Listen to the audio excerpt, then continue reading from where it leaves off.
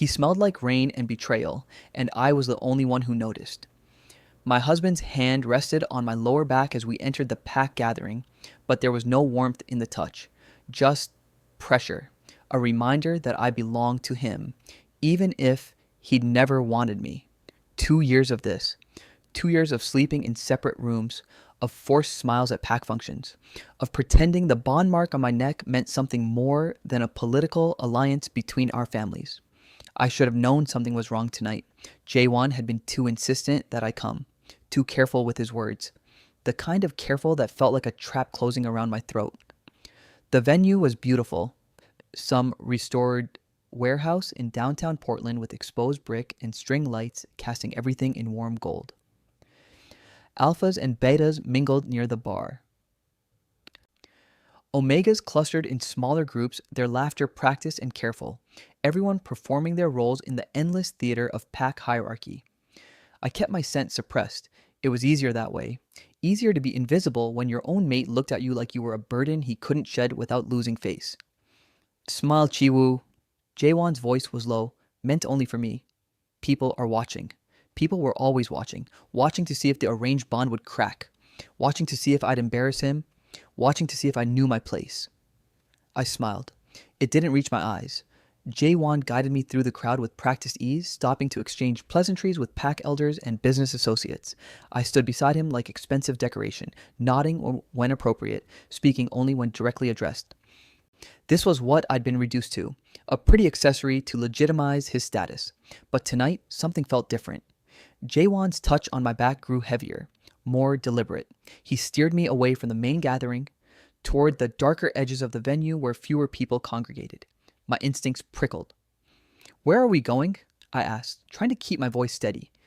"There's someone I want you to meet." His tone was casual, but I caught the edge beneath it. A potential business partner.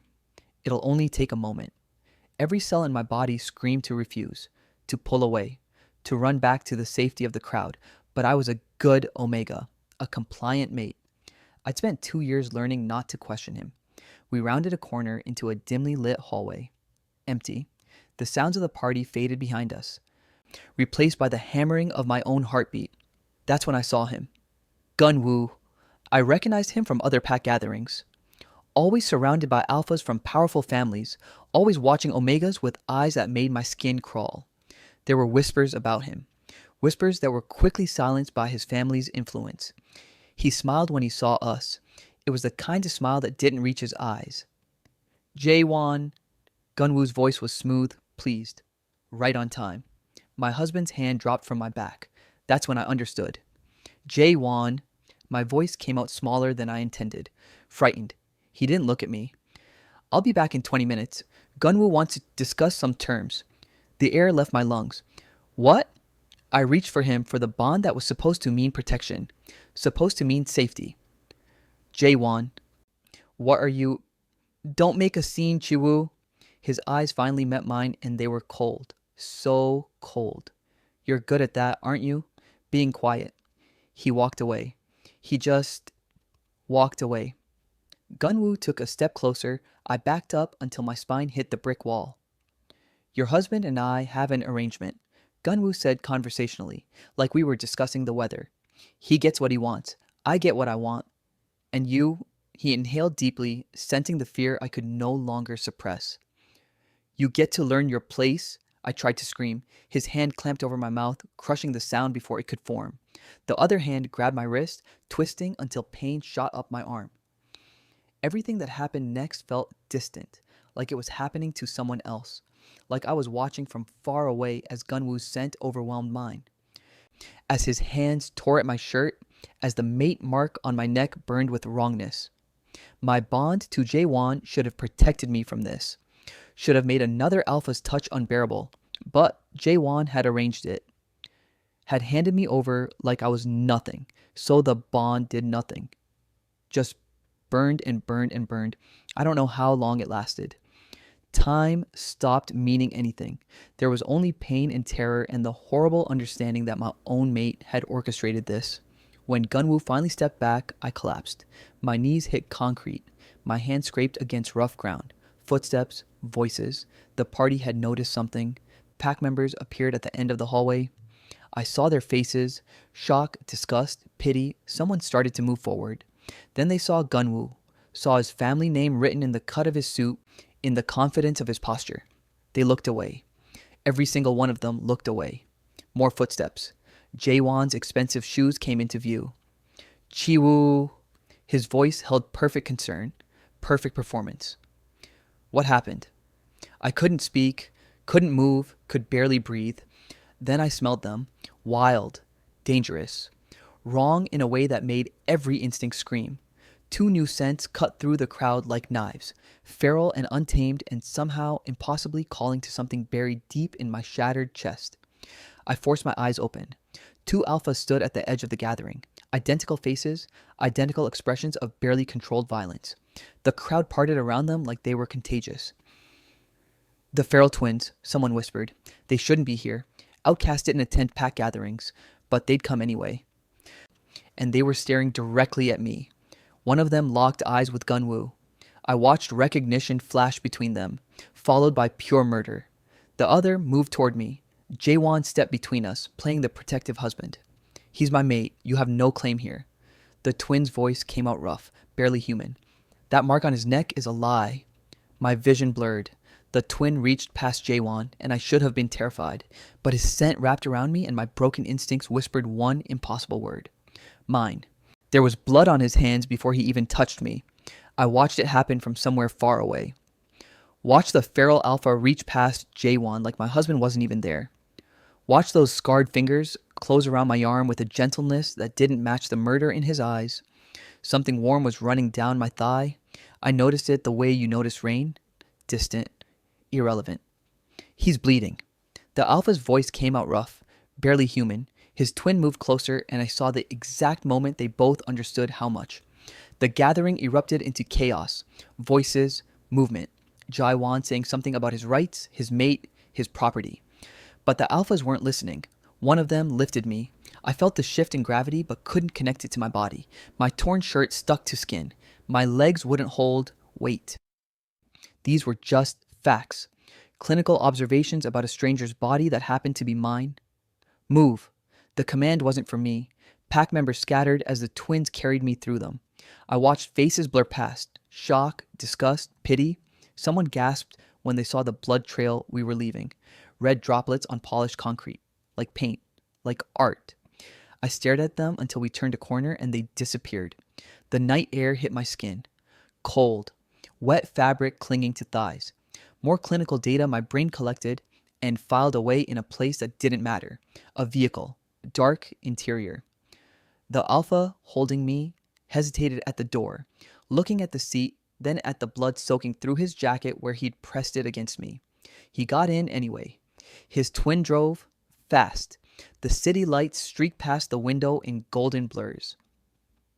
I watched them like television. Pretty, meaningless. How bad? The driver's voice was tight. Bad. The one holding me shifted, checking something I couldn't see, applying pressure somewhere that should have hurt. We need to get him stable. Hospital. Can't. Jaewon will use pack law. He'll take him back. Then he bleeds out. Silence. Just the engine and my heartbeat, slow, distant, like it belonged to someone else. The alpha holding me made a sound low in his throat. Frustration. Fear. I observed these emotions in others like watching actors perform. We'll handle it. I didn't ask what that meant. Didn't care. Questions required being present, and I was somewhere else entirely. Somewhere gray and quiet where nothing could reach me. The vehicle stopped. More movement. Being carried again. I caught flashes. A house? Sparse furniture, the smell of pine, and something wild. They brought me to a room and laid me on a table covered in towels that immediately darkened with red. My red, my blood. Interesting. Both twins moved around me with purpose, opening cabinets, running water, the clink of supplies being gathered. I stared at the ceiling and counted the wooden beams. 1, 2, 3. Hands on my body, checking injuries I couldn't feel. One of them was talking, explaining what he was doing. Asking permission I couldn't give. My eyes tracked to his face. Young, maybe mid-20s, a scar through his left eyebrow. His mouth kept moving, but the words wouldn't form into meaning. He did it anyway. Cut away the rest of my clothes, cleaned wounds with something that should have stung, applied pressure to places that kept bleeding. I watched my body being tended to like it was happening to someone else, someone broken, someone used. Not me. I wasn't there. Chi-woo! The alpha's voice cut through the static. Stay with us. But I was already gone. The room tilted. Or maybe I did. Everything grayed at the edges, then darker. I was aware I might be dying. This information arrived without emotion. Just another fact. The twins moved faster, hands shaking now, voices sharper. Then something acrid shoved itself under my nose. Sharp, chemical, violent. My lungs seized, my back arched. Pain detonated everywhere at once, dragging me back into my body with vicious force. I gasped, choked, made a sound that came from somewhere animal and broken. Everything that had been distant crashed into me at once. The assault, Gunwoo's hands, Jaewon's betrayal, the blood, the tearing, the violation written into my skin. I saw the twins clearly for the first time, really saw them. Identical faces, different scars, blood on their hands, my blood. Stop. The word scraped out of my throat, barely sound. One of them froze immediately. Hands up, backing off just enough to give me space but not enough to stop the bleeding. Because I was still bleeding. We both knew it. I need to stop the bleeding. His voice was careful, controlled. Or you'll die. Do you understand? I understood words, couldn't make them mean anything. He waited. 5 seconds. 10. Then moved back in because my silence was all the consent he'd get and we were running out of time. His hands were gentle, too gentle for something that hurt this much. He worked quietly, efficiently. The other twin handed him supplies. Their movements synchronized like they'd done this before. Maybe they had. The bleeding slowed, stopped. They cleaned me with warm water, careful around the worst injuries, bandaged what could be bandaged, covered me with a blanket that smelled like them. Pine and smoke and something wild I couldn't name. My eyes wanted to close. My body wanted to shut down again, retreat to that gray, quiet place where nothing mattered. But I heard one of them speak, voice breaking around the edges. We were supposed to protect him. The other responded, quieter. We will, starting now. I wanted to tell them it was too late, that there was nothing left to protect, that the person they thought they were saving had died on the hallway floor with an audience that did nothing, but darkness was pulling me under, and I was too tired to fight it. My last thought before everything went black. I didn't want their protection. I just wanted to stop existing. I woke up to someone else's heartbeat. So, not mine. Someone else's.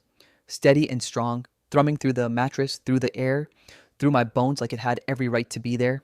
My eyes snapped open. Unfamiliar ceiling. Unfamiliar room. Clean sheets that smelled like pine and smoke and something I refused to name.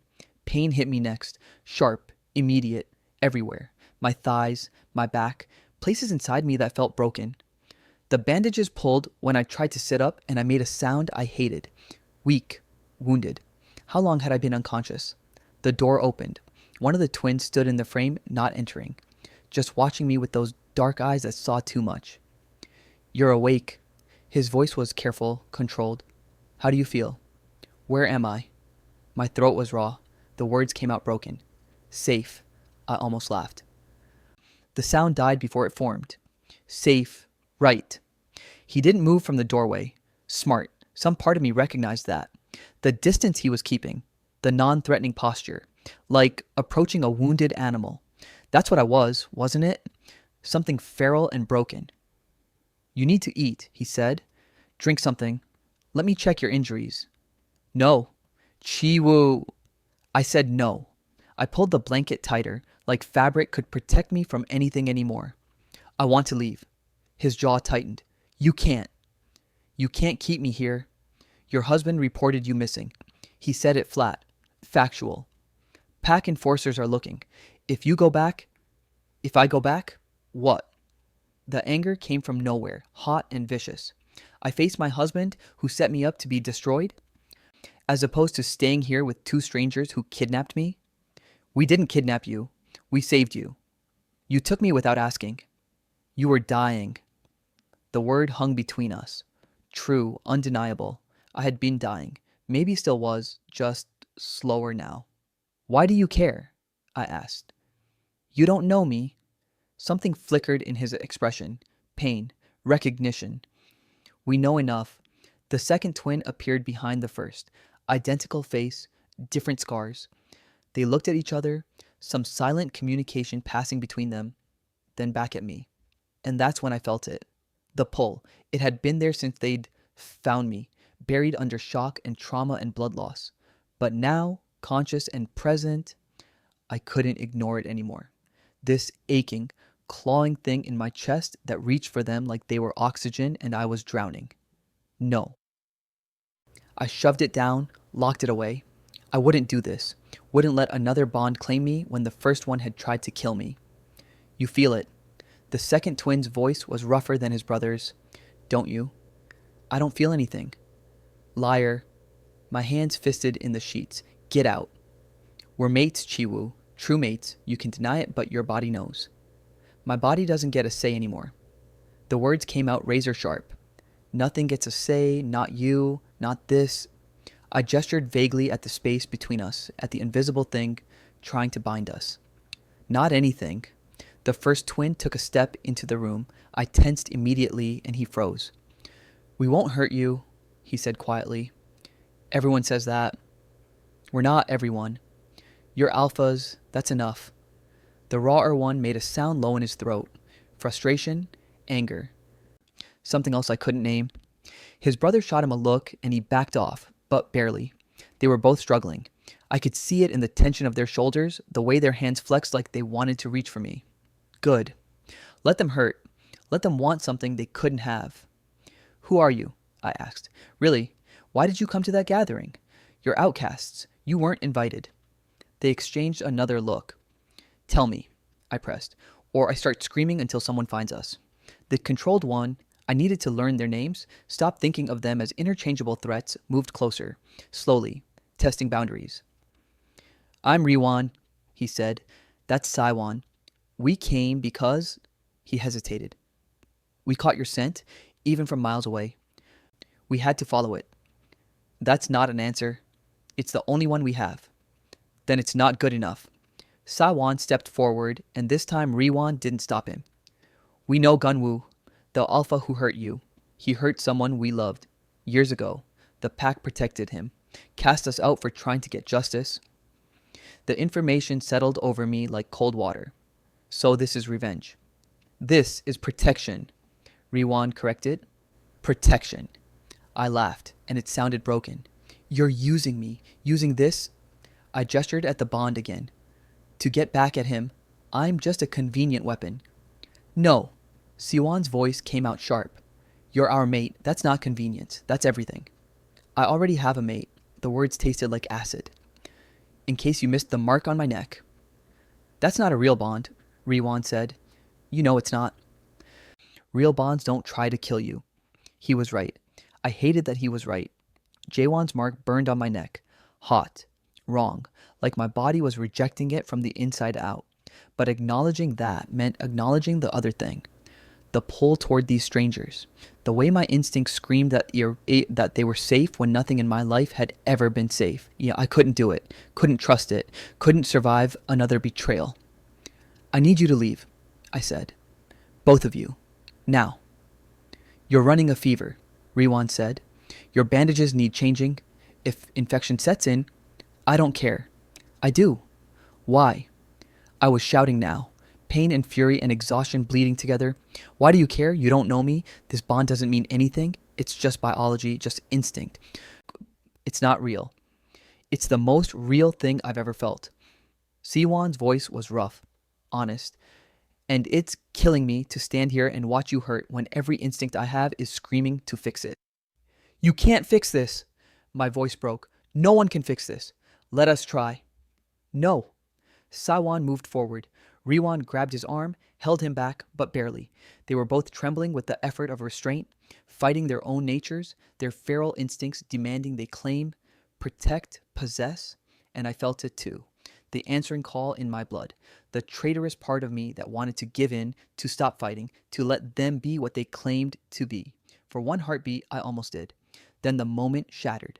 A sound outside, tires on gravel, an engine cutting off, Door slamming. Voices I didn't recognize.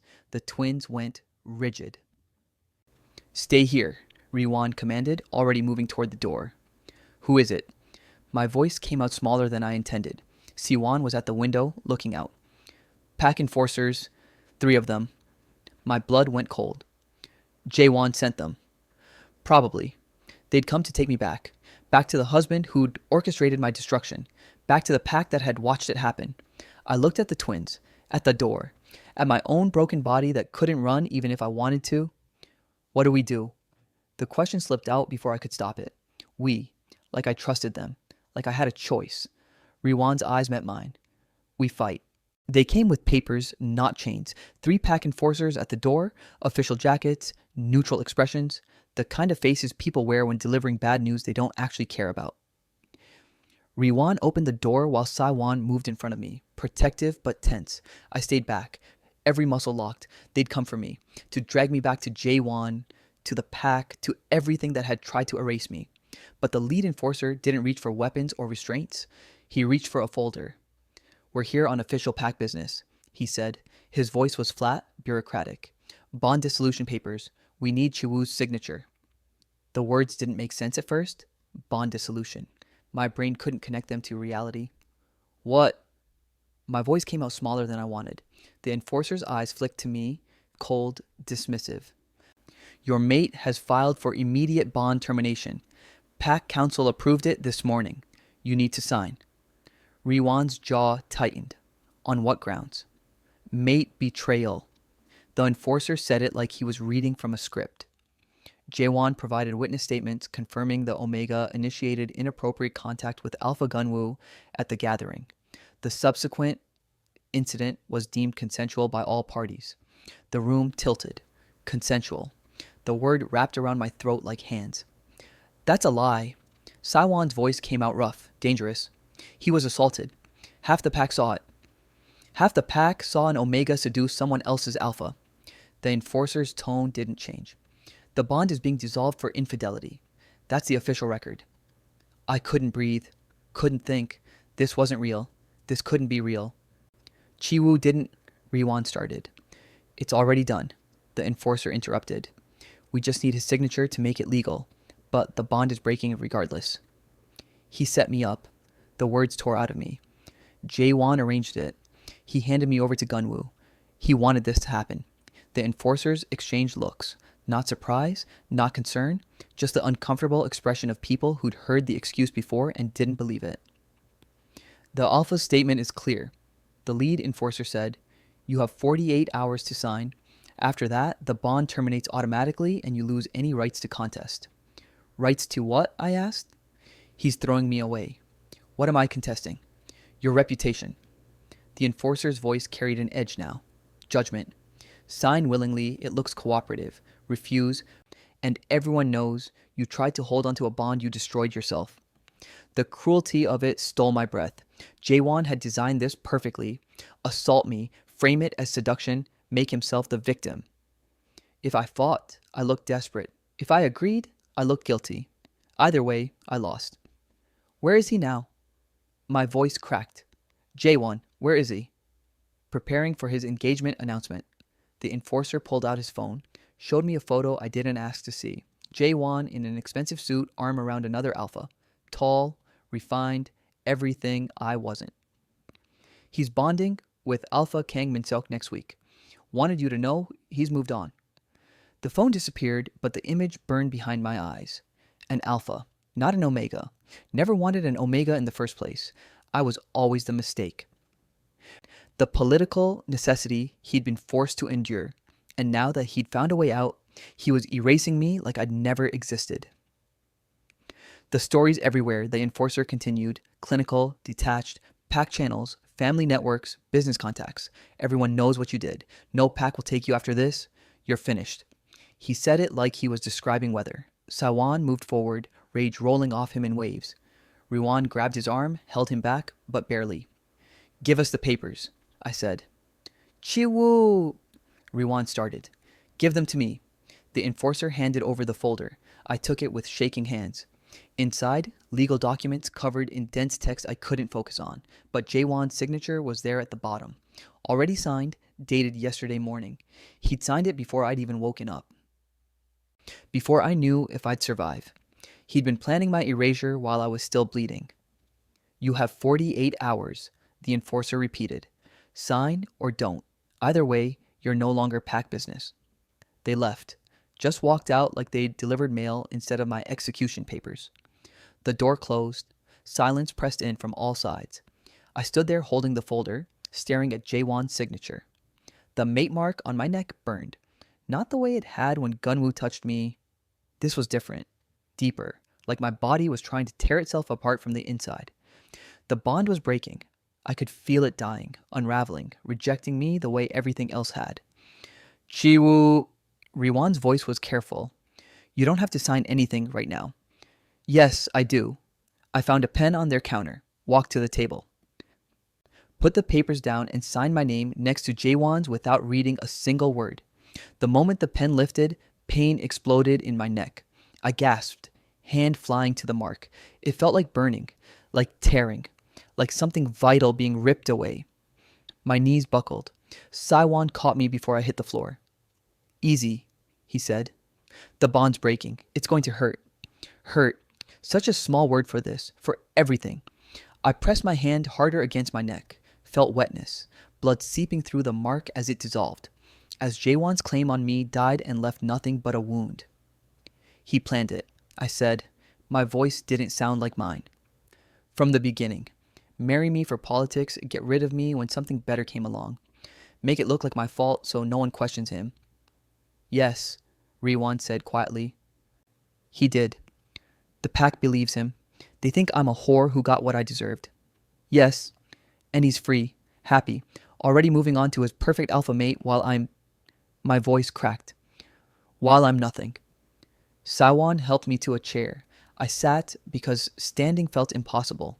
The pain in my neck was spreading, pulsing with every heartbeat. What do you want to do? Riwan asked. I looked up at him, at both of them. They were watching me with expressions I couldn't read. But there was no pity there, just recognition. Like they knew exactly what I was feeling because they'd felt it themselves. I want them to pay. The words came out cold, clear. All of them. Jaewon for using me, Gunwoo for breaking me, the pack for believing it, everyone who watched, who looked away, who made me into the villain of my own assault. How? Siwon's voice was rough. I don't know yet. I touched my neck again. The mark was almost gone now. Just raw, burning skin. But they wanted me erased, quiet, ashamed, forgotten. I met Riwan's eyes, then Saiwon's. I'm going to make sure they never forget me instead. Something shifted in their expressions. Understanding, agreement, the same rage I felt reflected back at me. We'll help you, Saiwon said. Why? I'm nobody now. No pack, no bond, nothing. Riwan moved closer, kneeling so we were eye level. You're our mate. That doesn't change because of a piece of paper. The bond is breaking. Not ours. His voice was certain. His and good. You don't need his mark. You never did. I wanted to argue, to push back, but something in my chest pulled toward them. Undeniable. Growing stronger as Jaewon's false bond died. I wasn't ready to accept it. Wasn't ready to trust anything that felt like claiming. But I could use it. Use them. Use this alliance they were offering. Then help me burn it all down, I said. Saiwon smiled. It wasn't kind. It was sharp and feral and exactly what I needed to see. With pleasure. My neck wouldn't stop bleeding. Hours after signing away my bond to Jaewon, the wound where his mark had been kept seeping. Not heavily, but constant. Like my body couldn't figure out how to close something that had been torn open from the inside. We were back at the table, maps spread out, phones opened, planning revenge in careful detail. But my vision kept blurring at the edges. The room tilted when I moved too fast. You need to rest, Riwan said, not for the first time. I'm fine. You're bleeding through the bandage. I touched my neck. He was right. My fingers came away red. It'll stop. It won't. Siwon's voice was tight. Not until you let the new bond form. I don't want a new bond. The words came out sharper than intended. I want Jaewon destroyed. I want Gunwoo to bleed the way I did. I want the entire pack to see what they protected. You can have all of that. Riwan said carefully, but not if you die first. The room spun. I gripped the edge of the table, trying to steady myself. Failed. Siwan caught me before I hit the floor. Again, I was getting tired of needing to be caught. Let go. No. He lifted me easily, carrying me back to the bedroom. I didn't have the strength to fight him. Riwan followed, medical kit in hand. They laid me down and I stared at the ceiling, hating how weak I'd become, hating that my body was betraying me when I needed it most. The bond break is killing you, Riwan said. He was changing the bandage on my neck, movements efficient but gentle. Your body is trying to form a true mate bond, but you keep rejecting it. It's caught in between. That's why you won't heal. So what? I asked. You mark me and suddenly everything's fine? It would stabilize you. Yes. And trap me in another bond I didn't choose. Silence. They both knew I was right. We won't force it, Siwan said finally. His voice was rough, strained. But watching you die is... He cut himself off, turned away. I looked at Riwan. Tell me why you really came to that gathering. The truth this time. He finished bandaging my neck, then sat back. You want the whole story? All of it. Or let me die not knowing. The brothers exchanged a look. Some silent conversation passing between them. Then Riwan nodded and Siwan moved to the window, staring out into the darkness. We had a cousin, Riwan began. Minjae. Omega, 19. Studying marine biology. Wanted to work with ocean conservation. His voice was careful, controlled. 5 years ago, he went to a pack gathering. Gunwoo was there. My blood went cold. Gunwoo assaulted him in a hallway away from the main event. Someone found them, called for help. Riwan's jaw tightened. The pack elders arrived first. They saw what happened, and they buried it. Why? Gunwoo's family has influence, money, political connections. They made it disappear, paid off witnesses, threatened others.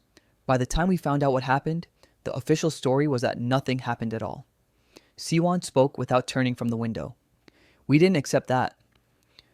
We found Gunwoo 3 days later, Riwan continued. Beat him until he couldn't stand. Broke his ribs, his jaw. Made him understand what pain felt like.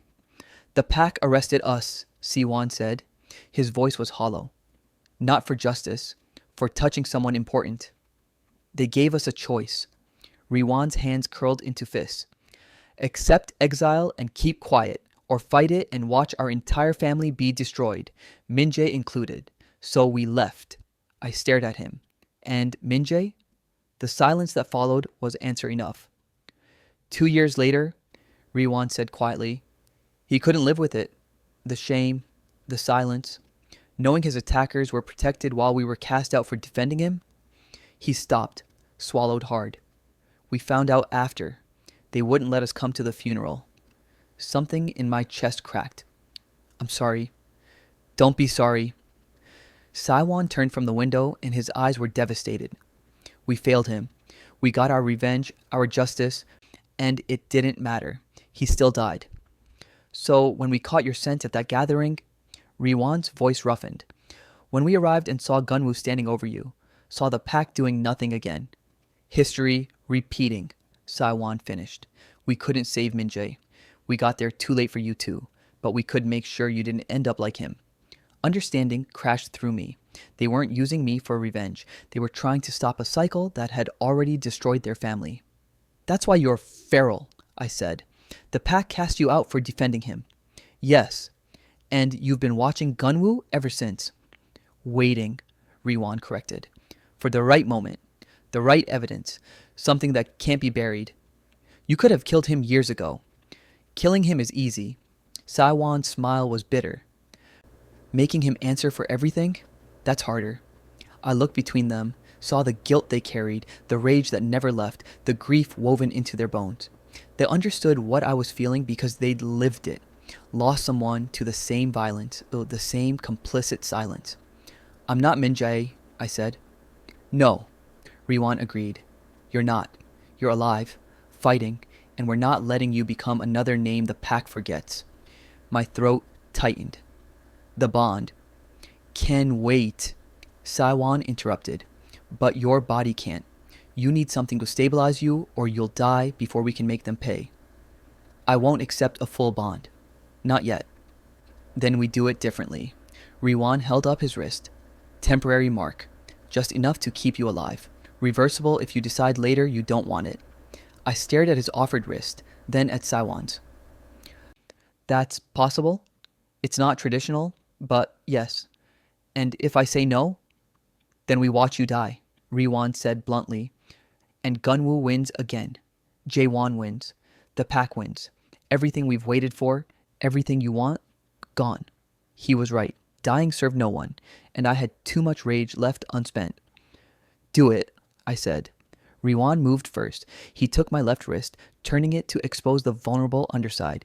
His teeth found the skin there, not my neck, not claiming the way Jaewon had. This was different. Deliberate. Equal. The bite sent heat through my entire body. Not pain exactly, just presence. Connection. Saiwan took my right wrist, mirroring his brother. When his teeth broke skin, something in my chest clicked into place. Partial. Incomplete, but undeniable. The bond hummed between us, all three connected now. Not suffocating like Jaewon's had been. This one felt like breathing after drowning. My neck stopped bleeding. The fever broke. My body stabilized almost immediately. I could feel them now, their heartbeats syncing with mine. Their presence anchored in my awareness no matter where they were. How long does this last? I asked. Until you decide, Riwan said. Accept it fully or break it. Your choice. Choice. The thing I've been denied at every turn. They were offering it freely. Thank you, I said. Meant it. Siwon's expression softened slightly. Don't thank us yet. The hard part comes next. Which is? Making them all pay. My phone buzzed on the nightstand. Unknown number. I picked it up, opened the message. A photo loaded, me leaving the gathering with the twins, taken from distance. Text below. I know where you are. And I know what you're planning. You have 24 hours to disappear or everyone you love dies. Gee. I showed them the message. Saiwan's smile was absolutely feral. Good, he said. Let him come. 24 hours to disappear, Gunwoo said. I had no intention of running. The marks on my wrist pulsed. Riwan's on the left, Saiwan's on the right. Temporary bonds that had stabilized me, stopped the bleeding, cleared the fever. I could think now, could breathe without my lungs, catching on broken ribs and shattered pride. And I could plan. We need evidence, I said. We were back at the table, the threat from Gunwoo still glowing on my phone screen. Real proof, not just our word against theirs. Gunwoo's family controls the pack records, Riwan said. His voice was flat, factual. Anything that could incriminate him was sealed years ago. We have nothing. Then we get something they can't seal. I looked between them. Jaewon kept files, documentation on everyone, insurance policies in case anyone turned on him.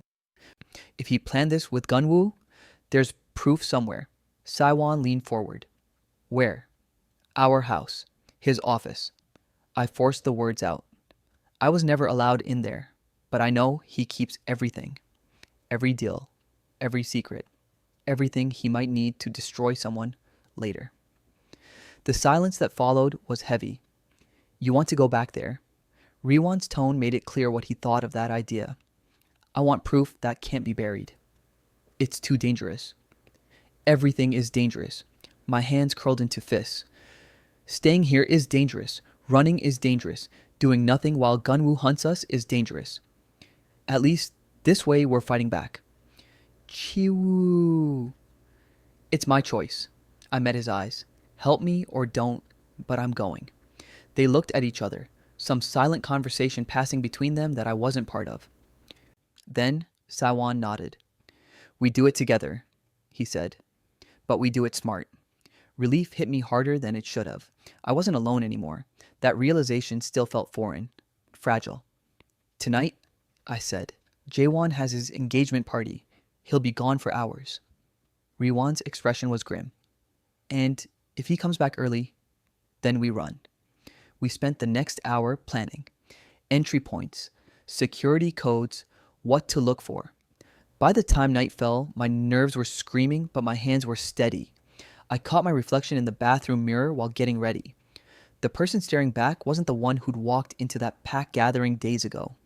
That Chiwu had been trying to disappear, trying to be small enough that Jaewon wouldn't notice him. This one had scars forming on his neck where a false bond had died. Had marks on his wrist from two alphas who'd given him a choice. Had eyes that looked hollow and burning at the same time. I looked like someone who had nothing left to lose. Good. The drive to the house felt surreal. Every street corner a memory I wanted to set on fire. Every familiar landmark a reminder of 2 years spent trying to be enough for someone who never wanted me at all. We parked 2 blocks away, approached on foot. The house looked exactly the same. Perfect landscaping, perfect exterior, perfect lie. Jaewon's car was gone. Windows dark except for automatic lights on timers. My hands shook as I entered the security code. It still worked. Of course it did. Jaewon was too arrogant to think I'd ever come back. Inside, everything hit me at once. The smell. The silence. The absolute absence of anything that proved I'd ever lived here. No photos, no belongings, nothing. Erased. Upstairs, I whispered. His office is on the 2nd floor. Riwon and Siwon moved through the 1st floor, checking for anything useful. I climbed the stairs alone, each step feeling like walking back into a grave I'd barely escaped. The office door was locked. I picked it with shaking fingers, a skill I'd learned before the marriage, back when I thought knowing things might keep me safe. Inside, the room was pristine, organized, cold. Everything Jaewon was. I started searching. Computer locked. File cabinets full of business documents and contracts. Drawers of correspondence with other pack leaders. Nothing personal, nothing connecting him to Gunwoo or the assault. 30 minutes passed, then 40. I was running out of time and hope. That's when I noticed the small drawer at the bottom of his desk. Reinforced lock. Hidden unless you knew to look for it. I forced it open with a letter opener. Inside, a phone. Not his usual one. A burner. My heart hammered as I powered it on. Encrypted messages loaded. Dozens of them between Jaewon and an unknown number. Going back months. I couldn't read the content. Everything coded, but the timestamps told a story. Messages starting 3 months before the gathering, increasing in frequency. The last one sent the morning after I was assaulted. This was it. Proof he was hiding something, communicating with someone secretly, planning something he couldn't risk on his regular phone. Not enough to prove the assault, but enough to show he had secrets worth protecting. I grabbed the phone and ran. Downstairs, I found the twins empty-handed. Nothing useful, Riwon said. You? I held up the burner. Secret messages, encrypted, but the front door opened. We all froze. Jaewon stood in the doorway, alone, looking at me like he'd been expecting this. I knew you'd come back, he said. My blood turned to ice. You really are predictable, Chiwu. He closed the door behind him, calm, controlled. Breaking into my house, stealing my property. You're making this so easy. Siwon moved between us, feral energy radiating off him. Riwon positioned himself near the back exit, but Jaewon just smiled. The feral twins. How romantic. Tell me, Chiwu, did you seduce them too? Or did they just take what they wanted like the animals they are? Shut up, I said. My voice came out steadier than I felt. I came home early because I knew you couldn't help yourself. He took a step forward. You were always too stubborn to know when you'd lost. You tried to have me killed. I tried to free myself from a bond I never wanted. He said it like discussing the weather. You were convenient for politics, inconvenient for everything else. Gunwoo owed me a favor. You became the payment. Hearing him admit it should have broken something in me. Instead, it crystallized my rage into something cold and sharp. I have your phone, I said. Whatever you were planning with Gunwoo is on here. His expression shifted. First real concern I'd seen. That's encrypted. Useless without the password. I know people who can break encryption.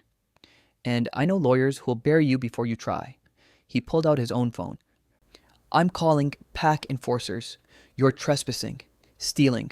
They'll arrest all 3 of you. Sirens wailed in the distance, getting closer. He'd already called them. This was a trap. Run, Riwon said.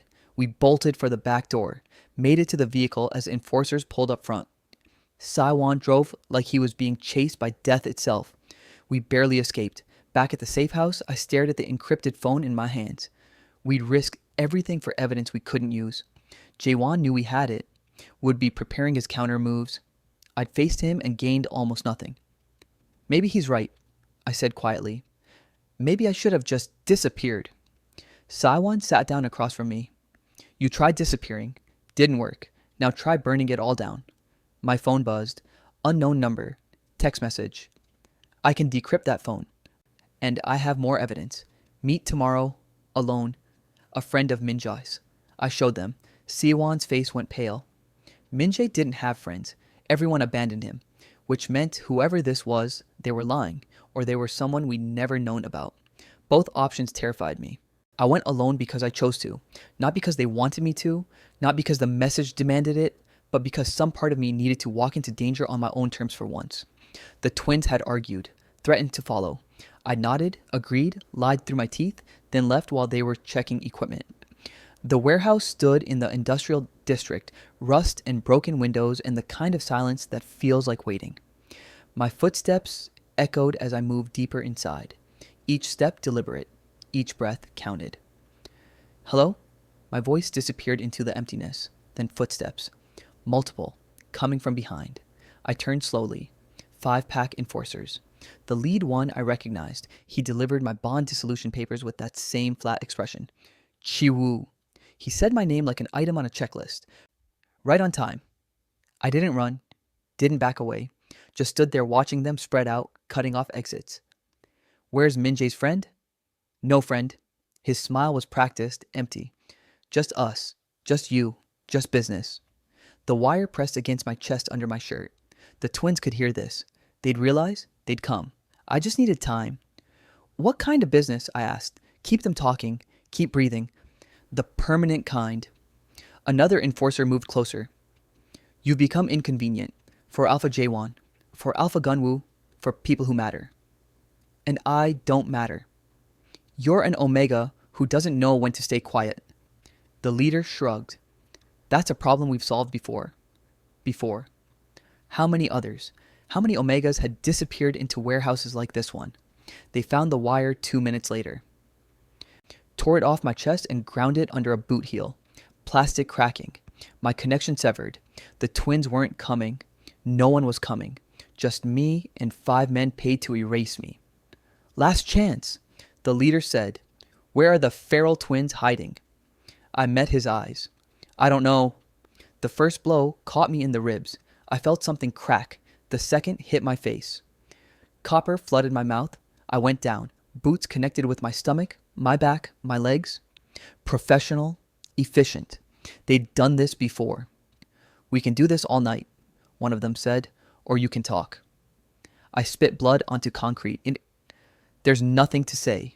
They kept hitting me, but something strange was happening. The pain was there, sharp and immediate and undeniable, but underneath it, something else was building. Not fear, not desperation, rage, pure cold. Clarifying. They were going to kill me. That was certain. The only question was whether I'd die quiet like they wanted, or if I'd make them work for it. My hand touched something, metal, cylindrical, a pipe someone had left behind. The next time a boot came toward my face, I rolled, grabbed the pipe, swung upward with everything I had, connected with a knee, heard it shatter. The enforcer screamed and went down. I stood, legs shaking, vision blurred, but standing. The leader pulled a gun. Stay down. I looked at the weapon, at him, at the other 3 closing in. Thought about Jaewon signing my bond dissolution while I was still bleeding. About Gunwoo walking free while Minjae died from shame. About every pack member who looked away. About becoming one more Omega who disappeared quietly. No, I said. The gun fired. Pain exploded in my shoulder. I stumbled but didn't fall. The pipe was still in my hand. Everything went quiet. Not silent. Just focused. Like the world had narrowed to this moment. This choice. This single truth. I would not die here. I moved. The leader was reloading. Too slow. The pipe caught him across the temple. He dropped hard. The others rushed me. I swung wild. Connected. Didn't stop. Couldn't stop. One grabbed my injured shoulder. I turned into the pain, used it, drove my elbow into his throat. He made a choking sound and released me. Glass shattered somewhere. I grabbed a shard without thinking, used it when the next one came close. He screamed, fell, two left standing. They looked at each other, at their partners on the ground, at me covered in blood, mine and theirs. They ran. I watched them go, couldn't chase. Could barely stand. Just gripped a pipe and waited for my legs to give out. They did. I sat down hard. The pipe clattered away. My hands were red, shaking. I stared at them like they belonged to someone else. 3 bodies on the ground. 1 not moving, 2 barely breathing. All bleeding because of me.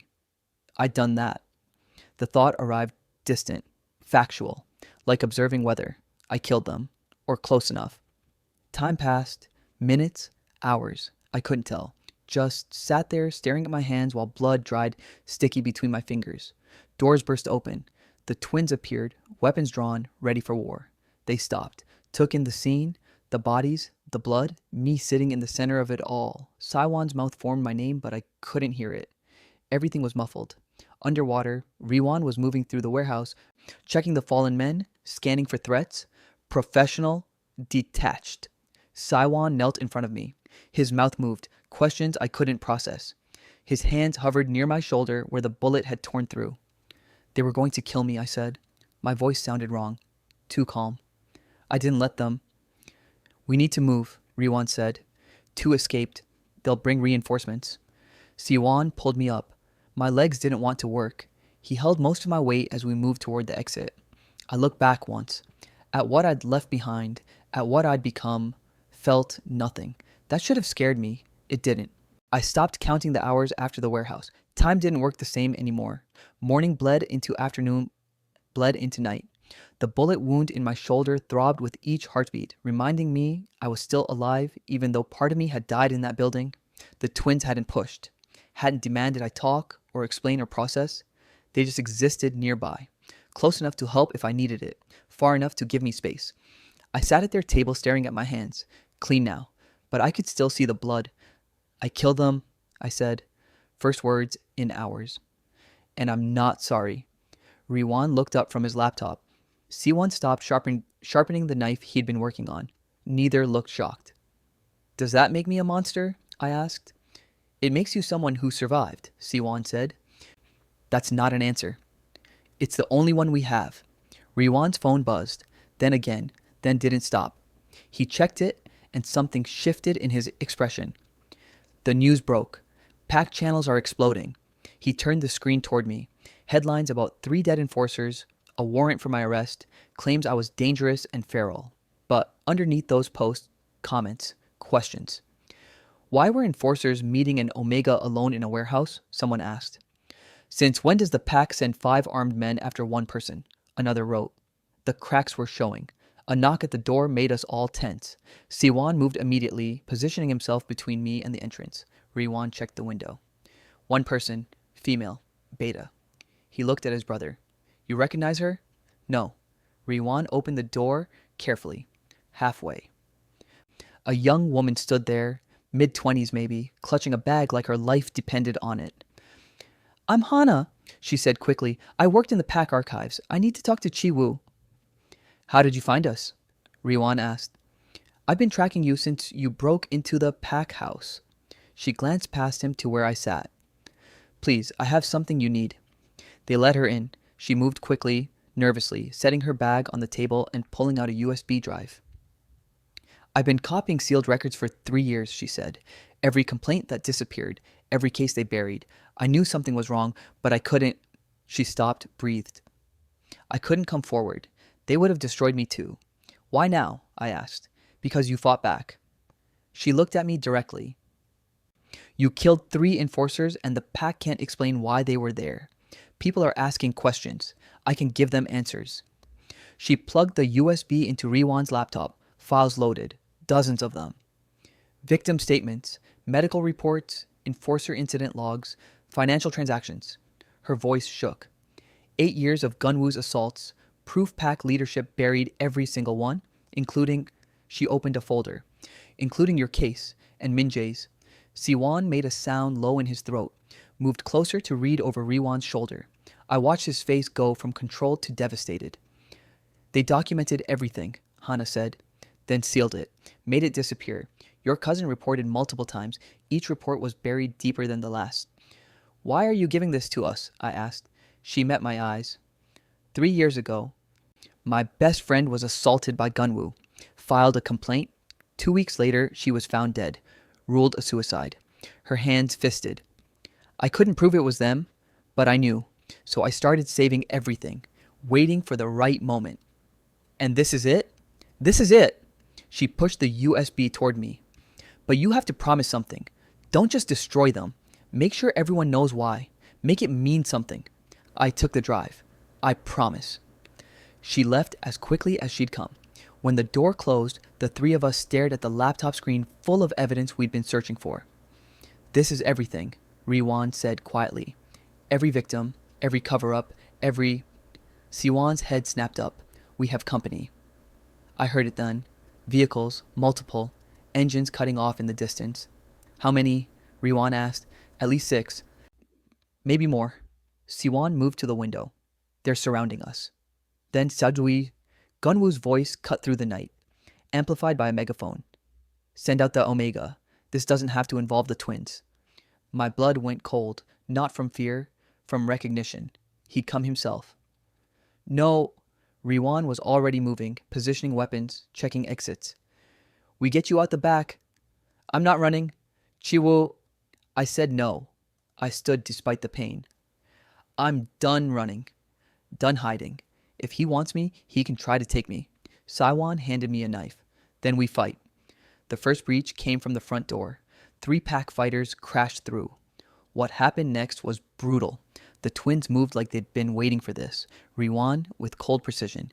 Every strike calculated to disable, destroy. Saiwan with raw fury, no longer holding back the feral nature he had been suppressing. I'd seen them careful before. Controlled. This was different. This was what they truly were when unleashed. They weren't just defending me, they were making a statement. Touch him and die.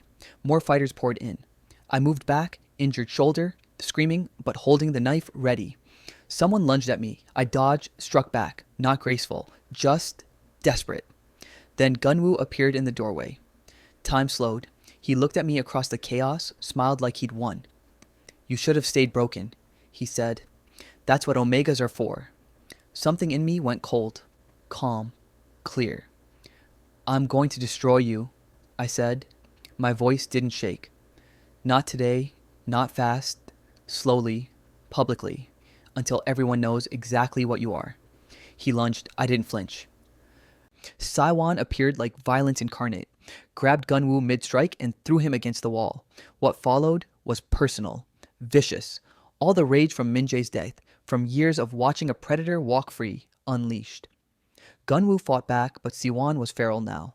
Past reason, past control. Riwan had to pull him off. Not like this. He needs to face what he did. Let me go. No, Riwan's voice was hard. We do this right. We make him answer for everything. Gunwoo crawled backward, bloodied, for once actually afraid. His fighters were retreating. Too many injured, the twins too dangerous to contain. This isn't over. Gunwoo spat. Saiwan's smile was all teeth. Good. Come back. We'll be waiting. They fled. Engine starting. Vehicles peeling away. The silence that followed felt heavy. The safe house was destroyed. Blood on the floors, furniture broken. No longer safe to stay, but Riwan was at his laptop uploading files. Hana's evidence is going to the regional council and every media outlet I can find. They'll try to stop it. Too late. He hit send. It's already spreading. My phone buzzed. News alerts, multiple sources picking up the story. PAC corruption exposed. Years of assault cover-ups revealed. Regional investigation launched. The fire we'd wanted to start was burning. I looked at the twins, both covered in blood, some theirs, most not, coming down from their feral state but still dangerous, still ready to fight.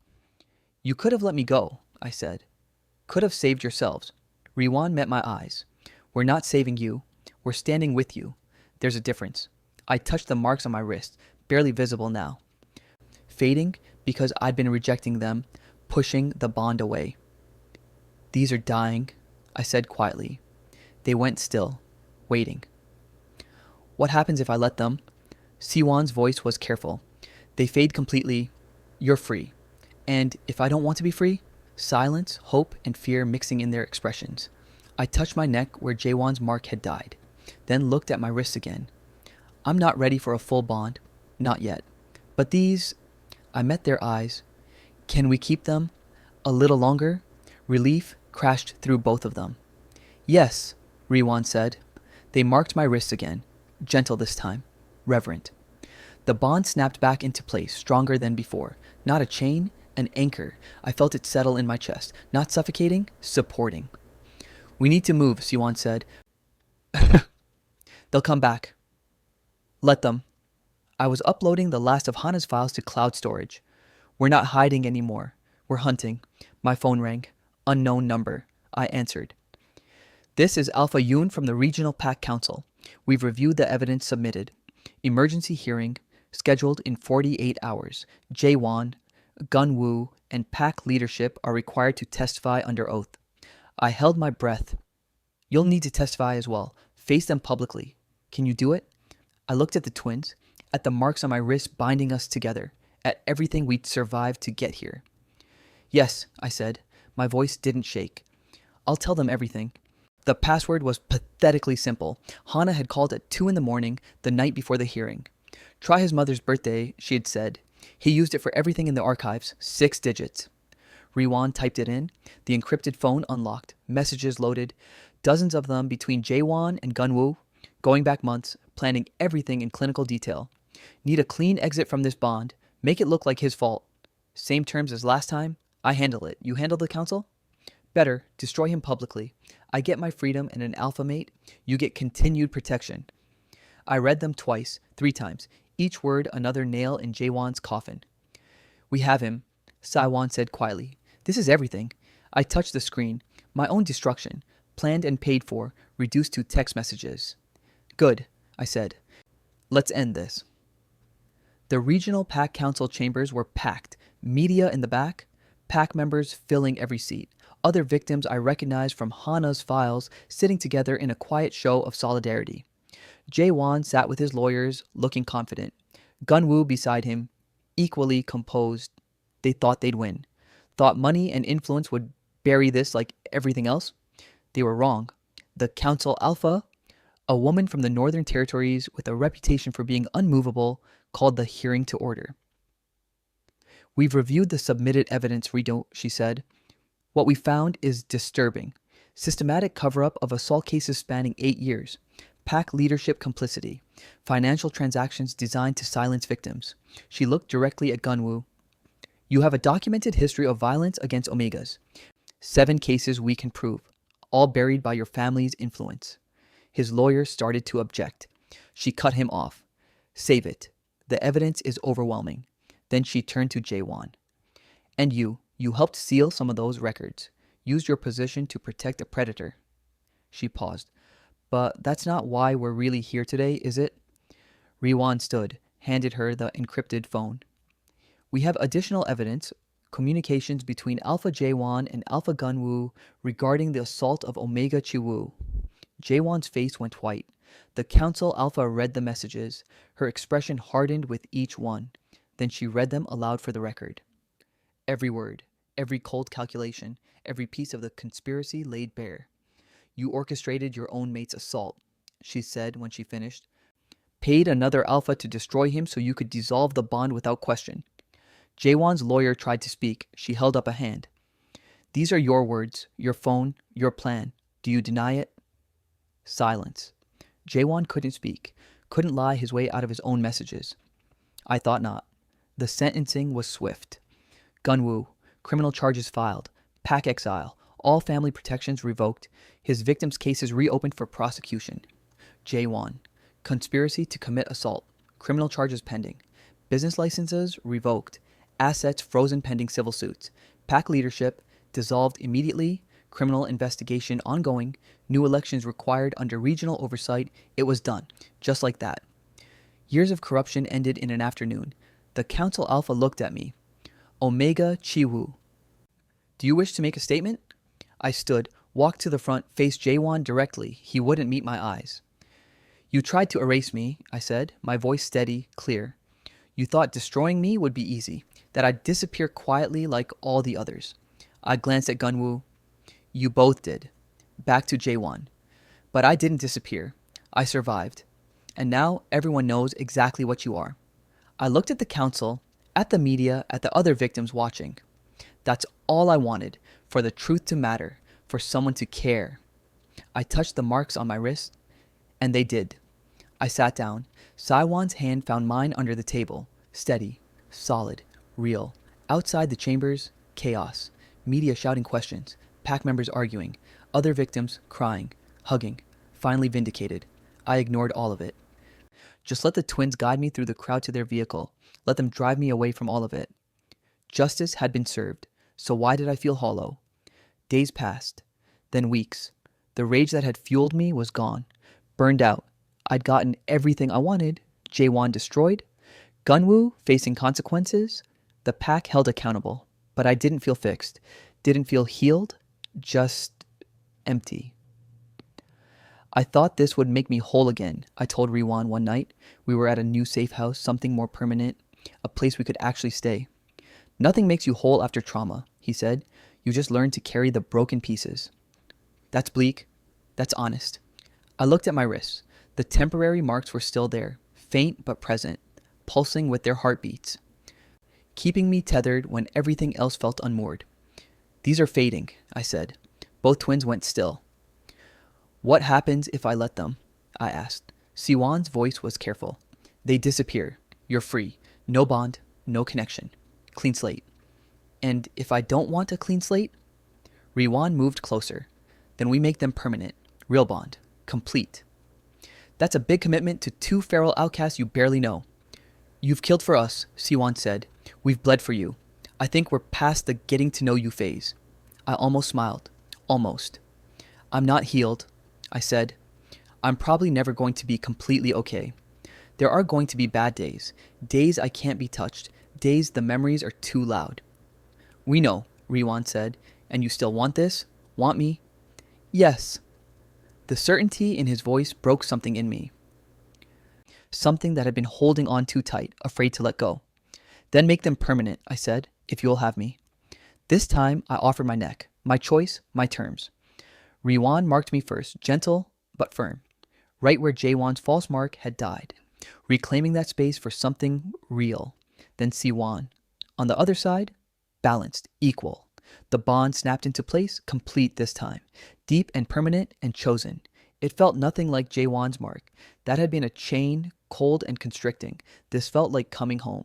I could feel them now, really feel them, their emotions, their presence, their absolute certainty that I belonged with them. For the first time since the assault, I believed it too. Months passed, not perfect ones. There were nightmares, panic attacks. Days I couldn't leave the house or let anyone touch me. But there were good days too. Days I laughed at Siwon's terrible jokes. Days I cooked dinner with Riwon and didn't flinch when he reached past me for a knife. Small victories, slow healing. Hana became a close friend. The other victims formed a support group. We met weekly, shared our stories, helped each other survive the aftermath. A new pack, built on truth instead of lies.